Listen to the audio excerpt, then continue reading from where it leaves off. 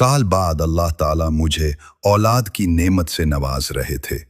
मेरी तबीयत की खराबी की वजह से बहन की गूंगी बेटी को काम के लिए बुला लिया, जिसकी उम्र सिर्फ 14 साल थी। मैं दवाइयों की वजह से देर तक सोती रहती। रिदा मुझे कुछ बताने की कोशिश कर रही थी, लेकिन मैं जान न सकी। मगर एक दिन सुबह उठकर जब मैंने रिदा के खून आलूद कपड़े देखे तो मेरे कदमों के नीचे से जमीन निकल गई, क्योंकि मेरे ही घर में मैं सर थामे बैठी हुई थी। सुबह से काम करके मेरी कमर तख्ता हो गई थी। घर में काम करने वाला भी कोई नहीं था। सारी जिम्मेदारी मेरे ही सर थी। लेकिन ये मसले का हल नहीं था। डॉक्टर ने मुझे मुकम्मल बेड रेस्ट का कहा था, क्योंकि 9 साल बाद अल्लाह मुझे औलाद से नवाज रहा था। उम्र भी थोड़ी बढ़ चुकी थी, इसीलिए मैं ज़्यादा काम नहीं कर सकती थी। लेकिन शौहर से कहते हुए न जाने क्यों मुझे झिझक हो रही थी कि आप एक मुलाजमा रख दें। कहने को शौहर बहुत अच्छे थे, ख्याल रखने वाले और समझने वाले, लेकिन हर बीवी की तरह मैं भी अपने शौहर को लेकर काफ़ी जज्बाती थी। इनको किसी और के साथ देखना मुझे गवारा नहीं था। मुलाजमा को लेकर मैंने कई लोगों से सुन रखा था कि कुछ औरतें अच्छी नहीं होती, आकर आपकी गैर मौजूदगी में आपके ही शौहर को फंसा लेती हैं। इन्हीं बातों की वजह से मैं काफ़ी परेशान थी। अभी मुझे बैठे कुछ ही देर गुजरी थी कि मेरी बहन का फ़ोन आने लगा। मैंने एक बेजार निगाह मोबाइल पर डाली। इस वक्त इतनी थक गई थी कि किसी से बात करने को दिल नहीं चाह रहा था, मगर मैंने सर झटक कर फ़ोन रिसीव कर लिया। इसके ज़रिए अम्मी अब्बू की खैरियत भी मालूम हो जाती थी। मैंने अभी हेलो ही कहा था कि दूसरी तरफ से इसकी परेशान कुन आवाज़ आई, नाजिया तुम कब घर आओगी? अम्मी बहुत परेशान हो रही हैं। तुम्हारा ससुराल भी इतना बड़ा है, तुम अकेले कैसे सब कुछ संभाल रही हो? अम्मी कह रही हैं कि तुम उनके घर आ जाओ। मैं फौरन बोली, ऐसा मुमकिन नहीं है। जॉइंट फैमिली ज़रूर है, लेकिन शौहर का काम बीवी को ही करना होता है। अगर मैं आ गई तो तुम्हारे बहनोई का क्या होगा? बस इसीलिए थोड़ा परेशान हूं। मेरी बात सुनकर बहन फौरन बोली, क्यों परेशान होती हो? कुछ दिन के लिए सब भूल जाओ। तुम्हें अपनी औलाद से लगाव होना चाहिए। 9 साल बाद अल्लाह तुम्हें खुशी दे रहा है। इसको महसूस करो, एंजॉय करो। तुमने बिला वजह खुद को इन बातों में उलझा रखा है। इसकी बात सुनकर मैं चंद लम्हे खामोश रही और फिर कुछ सोचकर बोली, हाँ 2 दिन के लिए जाऊंगी ताकि तबीयत बहाल हो सके। काम करके मेरे हाथ शल हो गए हैं। कुछ ऐसा हो जाए कि मैं अपने ससुराल में भी रहूं और मुझे ज्यादा काम भी ना करना पड़े। जॉइंट फैमिली में कोई किसी का दर्द नहीं समझता। अगर इंसान अकेला रह रहा हो तो शौहर फिर भी हाथ बिठा देता है, लेकिन जॉइंट फैमिली में अगर शौहर एक गिलास भी उठाकर किचन में रख दे तो बातें बनना शुरू हो जाती हैं। मेरी बात सुनकर चंद लम्हे बाद बहन बोली, अच्छा एक काम करो, कोई मुलाजमा रख लो। तुम्हारे शौहर के लिए मुलाजमा अफोर्ड करना कोई मुश्किल बात नहीं। अल्लाह का दिया सब कुछ है तुम्हारे पास। मुलाजमा रख लोगी तो आसानी हो जाएगी। अपने काम के लिए परमानेंट रख लो। जो काम तुम करती थी वो मुलाजमा कर दिया करेगी। और मुझे नहीं लगता कि तुम्हारी सास या जट्ठानी देवरानी को कोई मसला होगा। तुम्हारी जट्ठानी के पास भी एक मिड आती थी जब वो हामिला थी। मैं इसकी बात सुनकर बोली, हाँ ये बात तो ठीक है, लेकिन वो मुलाजमा 24 घंटे मेरे सर पर सवार रहेगी। इस दौरान शौहर भी आएंगे। यार ऐसा कहना तो नहीं चाहिए, लेकिन मैं किसी पर भरोसा नहीं कर सकती। तुमने तो सुना होगा आजकल कितने केस सामने आ चुके हैं कि मुलाजमा ने मालिक को फंसा लिया, मालिक का दिल मुलाजमा पर आ गया। इसीलिए मैं नहीं चाहती कि मेरा घर बर्बाद हो। मर जाऊंगी, लेकिन मुलाजमा रखने का सोच भी नहीं सकती। मेरी बात सुनकर बहन फौरन डांटते हुए बोली, बेवकूफ़ हो तुम, बिला वजह खुद को थका रही हो। तुम्हारी उम्र ही कितनी है जो इन बातों को सोचने में लग गई। अभी सिर्फ अपनी सेहत का ख्याल करो। और मुझे नहीं लगता कि ऐसा कुछ होता है। पहले ज़माने में ऐसा फिर भी हो जाता था, लेकिन तुम्हारा शौहर पढ़ा लिखा इंसान है, भला वो क्यों आंख मिटका करेगा? वो तुमसे कितनी मोहब्बत करता है ये सब के सामने है। लेकिन फिर भी मेरा दिल मुतमईन नहीं हुआ था। मैंने बात को घुमा फिरा कर ख़त्म कर दिया। लेकिन कहते हैं ना, एक बहन ही आपका दर्द महसूस कर सकती है। इसने भी 4 बच्चे जन्म दिए हैं। उसे मालूम है ये वक्त कितना हसास होता है। रात तक उसकी दोबारा कॉल आई। मैं अपने शौहर के साथ उनके करीब बैठी मूवी देख रही थी।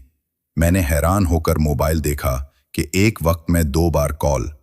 मैंने कॉल रिसीव की तो वो बोली, कैसी तबीयत है, अब कैसा महसूस कर रही हो? इसकी बात सुनकर मैं मुस्कुराई। आप बताएं, क्या उसे हाँ बोल दूं?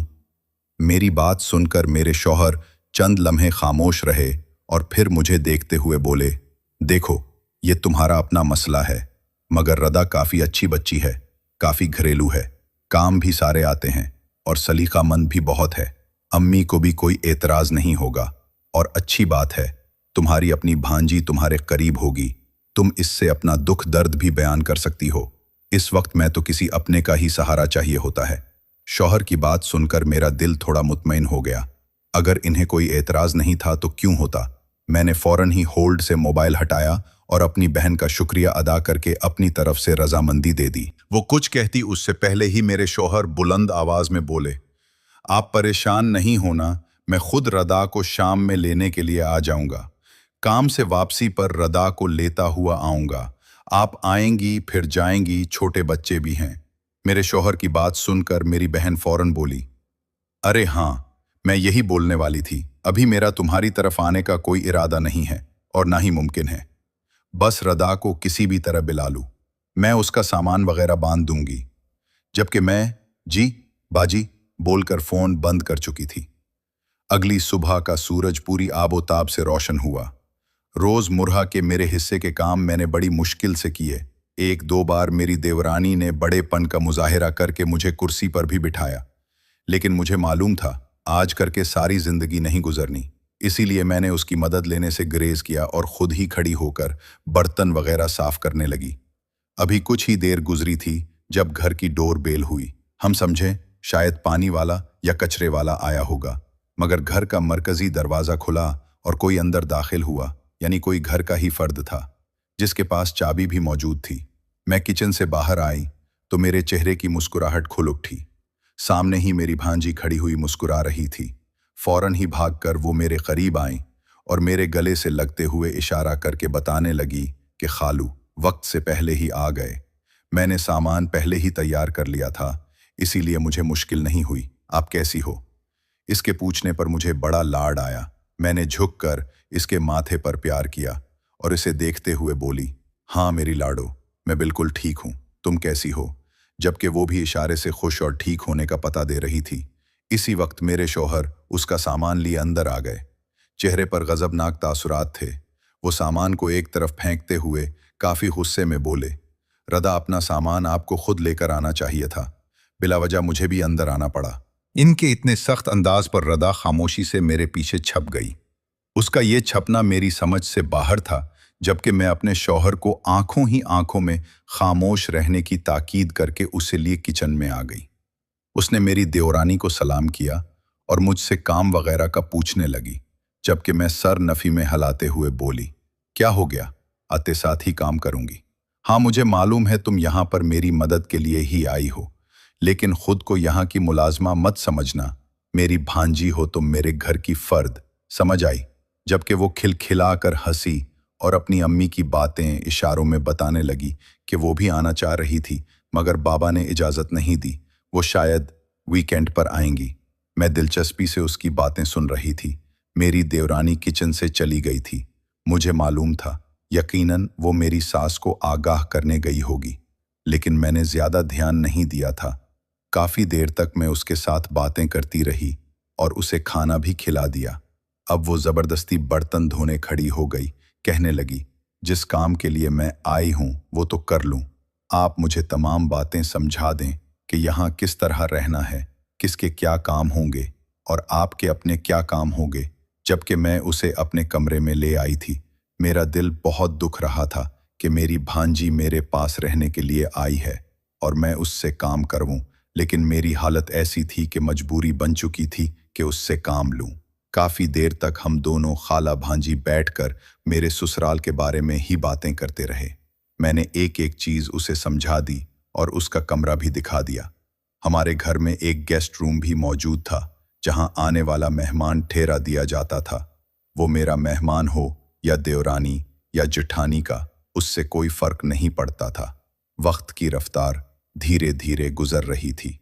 रात 10 बजे मेरे शौहर आ चुके थे। मेरी भांजी सो गई थी। मैंने ही शौहर को खाना वगैरह दिया। उनका मूड काफ़ी ख़राब लग रहा था। कुछ देर में उनका ये रवैया बर्दाश्त करती रही, लेकिन जब मेरी इंतहा हो गई तो मैंने पूछ लिया कि आखिर मसला क्या है, आप इतने अपसेट क्यों लग रहे हैं। मेरी बात सुनकर वो बोले कि तुमने बिला वजह अपनी भांजी को बुलाया है, वो सिर्फ हमें तंग करेगी। उनकी बात सुनकर मैं हैरान रह गई और उन्हें पूरे दिन की कहानी बताई कि उसने कितने काम किए हैं। आप ऐसे कैसे कह सकते हैं, और मैंने आपसे पूछकर ही उसे बुलाया है। वो बेइख्तियार बोले, बात दरअसल ये है कि तुम्हारी भांजी हद से ज़्यादा बदतमीज़ है।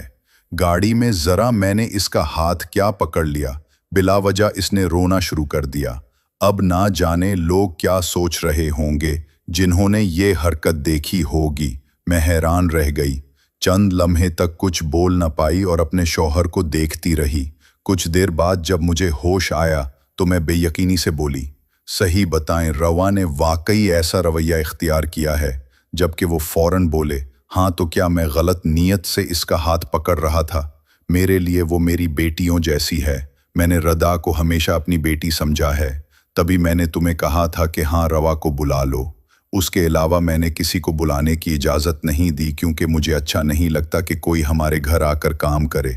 अपने शौहर की बात सुनकर मुझे बड़ा ताज्जुब हुआ, लेकिन मैंने उन्हें मुतमईन कर दिया कि सुबह होते ही इससे दरियाफ्त करूंगी, क्योंकि ये बात इखलाकियात के दायरे से बाहर है। वो अभी छोटी है। अगर इतनी छोटी उम्र से ही ऐसी हरकतें करेगी तो ना रिश्ता बन पाएगा और ना शादी। ये बदअखलाकी में आता है। लेकिन मैं नहीं जानती थी कि मेरी भांजी बहुत ज़हीन और समझदार है। पूरी रात मेरी उन्हीं सोचों में गुजर गई। अगली सुबह का सूरज रोशन हुआ।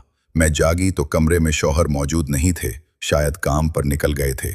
जब भी उन्हें जल्दी जाना होता वो मुझे जगाए बगैर चले जाते और नाश्ता उनकी अम्मी या जठानी करवा देती। मैं मुंह हाथ धोकर बाहर आई तो मुझे शौहर की आवाज़ आ रही थी। मैं कुछ सोचकर किचन की तरफ बढ़ी और सामने का मंजर देखकर हैरान रह गई। रवा उनके सामने सहमी खड़ी थी, जबकि न जाने शौहर गुस्से से उसे क्या कह रहे थे कि मुझे देखते ही खामोश हो गए। मैं अंदर आते ही बोली, आप गए नहीं? मैं समझी आप जा चुके हैं। वो फौरन बोले, हाँ, मुझे बस निकलना ही था, लेकिन तुम्हारी भांजी ने कहा नाश्ता तैयार है तो मैं ठहर गया, और अब नाश्ता मांग रहा हूँ तो मैडम ड्रामेबाजी कर रही हैं कि नाश्ता तैयार नहीं। मैंने हैरान होकर रवा को देखा। इसका ये रवैया मुझे अच्छा नहीं लगा। बेशक वो मेरी भांजी थी, लेकिन भांजी से ज़्यादा अजीज मुझे मेरे शौहर थे। मैं इसे देखते हुए डांटने वाले अंदाज में बोली, ये क्या बदतमीज़ी है रवा, फ़ौरन खालू को नाश्ता दो। वो इशारे से मुझे कुछ बताने की कोशिश करने लगी, लेकिन मेरी आंखें दिखाने पर खामोशी से नाश्ता लगाने लगी। उसने मेज़ पर नाश्ता लगा दिया और एक तरफ खड़ी हो गई। मैं भी शौहर के साथ बैठकर खामोशी से नाश्ता करने लगी।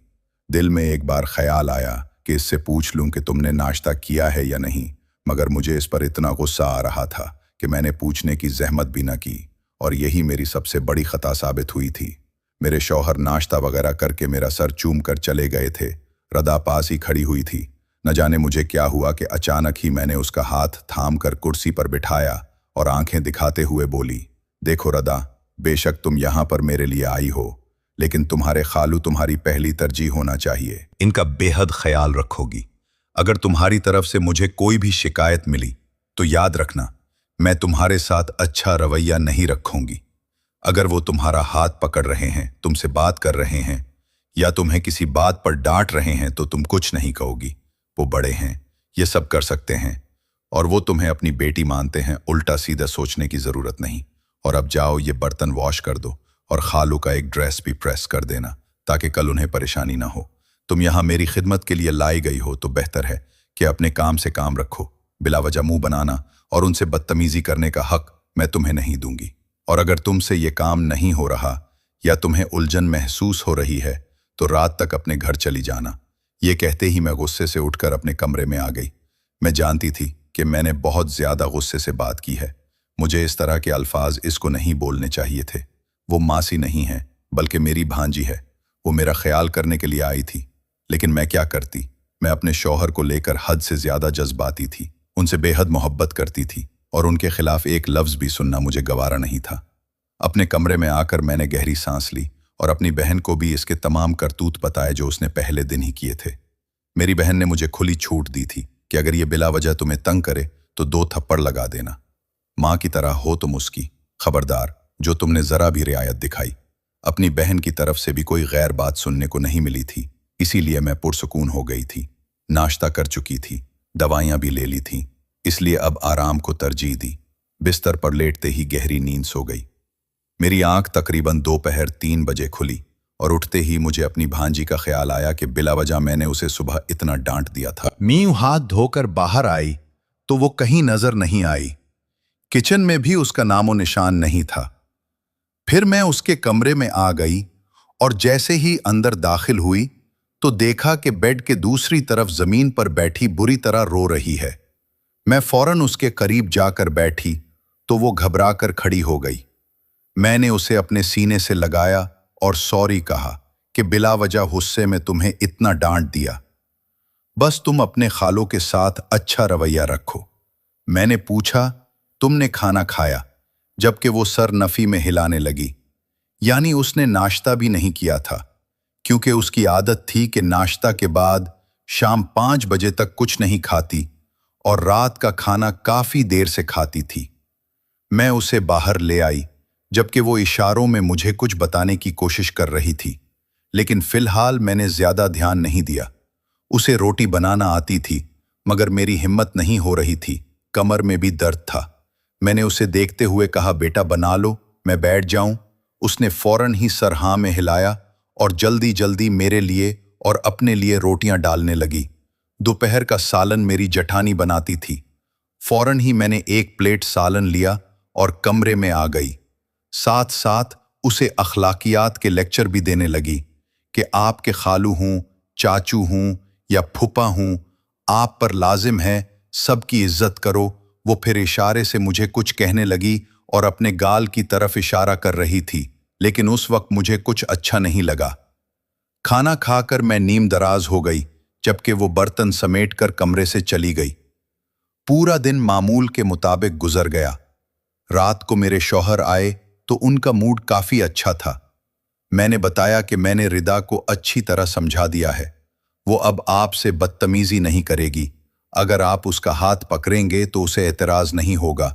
दरअसल हम लोग ज्यादा नहीं मिलते, इसीलिए वो आपसे घबरा गई थी, लेकिन अब आप बेफिक्र रहें। मेरे शौहर के चेहरे पर यह सुनकर गहरी मुस्कुराहट आई। एक लम्हे के लिए यह मुस्कुराहट मुझे चुभ भी गई, लेकिन मैंने सर झटक दिया। रात गहरी होते ही मैं बिस्तर पर लेट गई। अभी कुछ ही देर सोई थी कि अचानक मुझे अजीब सी बेचैनी होने लगी। मैं एकदम बेचैन होकर उठ बैठी। गर्दन मोड़ी तो कमरे में शौहर मौजूद नहीं थे। मैं बुरी तरह घबरा गई। इसी पल कमरे का दरवाजा खुला और मेरे शौहर अंदर दाखिल हुए। मुझे जागता हुआ देख वो बुरी तरह बौखला गए थे, जबकि मैं उनको देखते हुए बोली, कहाँ गए थे आप अभी? अचानक मेरी आंख खुली, आप थे ही नहीं, जबकि वो फौरन बात बनाते हुए बोले, अरे हाँ, मैं पानी पीने के लिए किचन में गया था। मैंने हैरत से साइड टेबल पर रखे जग को देखा था, जबकि मेरे शौहर बगैर दूसरी बात का जवाब दिए खामोशी से बिस्तर पर लेटकर सो गए थे। न जाने क्यों मुझे अजीब सी बेचैनी हो रही थी। ऐसा लग रहा था जैसे कुछ तो गड़बड़ है, कुछ तो है जो मेरे शौहर मुझसे छुपा रहे हैं। मगर फिलहाल मैंने उनसे कोई और बात करने के बारे में नहीं सोचा था। अगली सुबह का सूरज पूरी आबोताब से रोशन हुआ था। आज मेरी आंख जल्दी खुल गई थी। शायद रात की बेचैनी थी या फिर कुछ और बात। मेरे शौहर भी पहले ही जाग कर बाहर जा चुके थे। मुंह हाथ धोकर मैं बाहर आई तो मामूल के मुताबिक किचन से मुझे मेरे शौहर की धीमी धीमी आवाज आ रही थी। मैं फौरन किचन की तरफ बढ़ी थी, जबकि रोजमर्रा की तरह मेरी भांजी घबराई सहमी सी उनके सामने खड़ी हुई थी। मैं अंदर दाखिल हुई तो दोनों ही मेरी तरफ मुतवज्जह हो गए थे, जबकि मेरे आने से वाज़े तौर पर मेरी भांजी के चेहरे के तासुरात बदल गए थे। मैंने गहरा सांस लिया और खामोशी से कुर्सी पर जाकर बैठ गई थी। कुछ न कुछ तो ऐसा था जो मेरे शौहर और मेरी भांजी के दरमियान मौजूद था। न जाने क्यों आज एक अजीब सा कनेक्शन लगा था। मगर मैं अपना सर झटक कर खाने की तरफ मुतवज्जह हो गई थी। दोपहर के 2 बजे जब मैं दवाइयों के ज़ेरे असर सोकर जाग हुई तो मेरी भांजी मुझे कुछ बताने की कोशिश कर रही थी जो मुझे बिल्कुल भी समझ नहीं आया था, और न जाने क्यों मुझे उससे कुल्फत भी महसूस होने लगी थी। इसीलिए मैंने उसकी तरफ ध्यान नहीं दिया था और यही मेरी जिंदगी की सबसे बड़ी गलती साबित हुई थी। पूरा दिन मामूल के मुताबिक गुजर गया था। रात भी अजीब सी थी। एक दो बार मेरी आंख खुली तो मुझे अपना सर चकराता हुआ महसूस हुआ था। मैंने दूसरी तरफ ध्यान नहीं दिया और वापस सो गई थी। अगर मैं जरा ध्यान दे देती तो आज सुबह जो मेरे साथ होने वाला था वो न होता। अगली सुबह का सूरज पूरी आबोताब से रोशन हुआ था। मेरी आंख 10 बजे खुली थी। मैं थोड़ी हैरान भी हुई क्योंकि अमूमन मैं 9 बजे तक जाग जाती थी, क्योंकि मुझे अपने शौहर को सी ऑफ भी करना होता था। घर पर शौहर मौजूद नहीं थे, वो जा चुके थे। किचन बिल्कुल खाली पड़ा हुआ था। मेरी सास अपने कमरे में और बाकी जठानी देवरानी भी अपने कमरों में थीं। मुझे यकदम अपनी भांजी का ख्याल आया।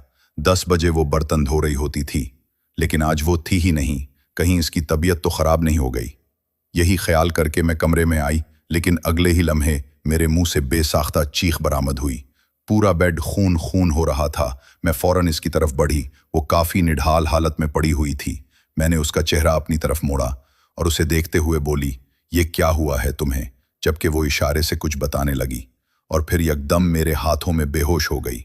मैं फौरन चीखती हुई बाहर आई। मेरा देर घर पर ही मौजूद था। उसके साथ मैं उसे फौरन अस्पताल लेकर भागी और कुछ देर बाद जो खबर डॉक्टर ने आकर दी वो सुनकर मेरे कदमों तले जमीन निकल गई। डॉक्टर का कहना था कि आपकी भांजी के साथ किसी ने जोर जबरदस्ती की है और उनकी इज्जत छीन ली गई है। मैं दंग रह गई थी। ऐसा लगता था जैसे मैं सांस लेना भूल चुकी हूं।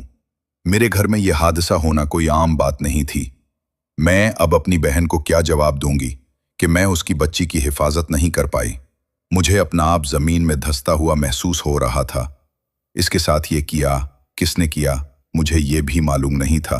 मैं बहुत रोई, इतना कि मेरी अपनी तबीयत खराब होना शुरू हो गई। मेरी बहन ने आकर मुझे बहुत इल्जाम दिए कि तुमने मेरी बेटी की जिंदगी तबाह कर दी।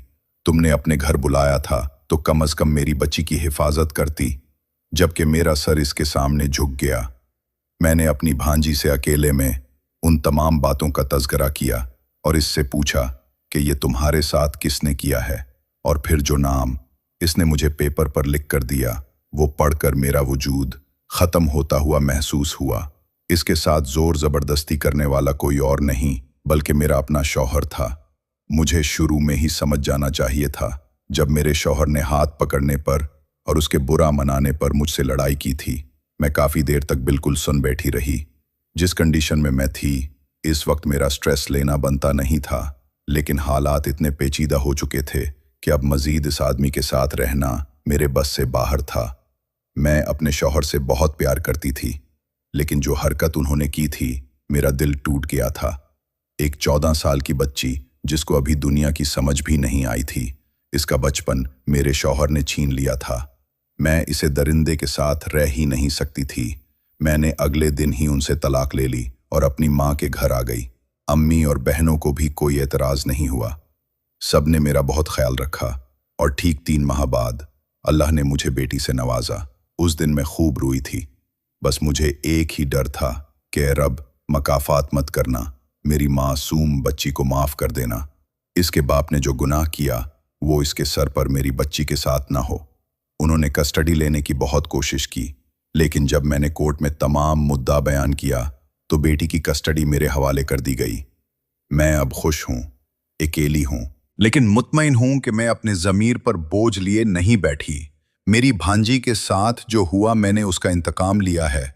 मैं अपनी बेटी की शक्ल भी अपने शौहर को नहीं देखने देती, क्योंकि वो उस काबिल ही नहीं है कि बेटी के बाप बन सके। मजीद इस तरह की सबक आमोज कहानियां और वाकयात सुनने के लिए हमारे चैनल को ज़रूर सब्सक्राइब करें। शुक्रिया। अल्लाह हाफिज।